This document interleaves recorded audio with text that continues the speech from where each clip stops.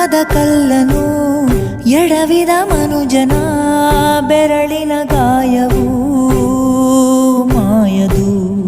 ಹಗೆಯಲಿ ಕೋವಿಗೆ ತಲೆ ಕೊಡೋ ಮರುಳರ ಗುಡಿಯಲಿ ದೈವವು ಕಾಯದು. ಕತ್ತಲನು ಮಣಿಸೋಕೆ ಹಚ್ಚಿಟ್ಟ ದೀಪ ಊರೂರನ್ನೇ ಸುಡುವಂಥ ಜ್ವಾಲೆಯಾಯಿತೇನೋ.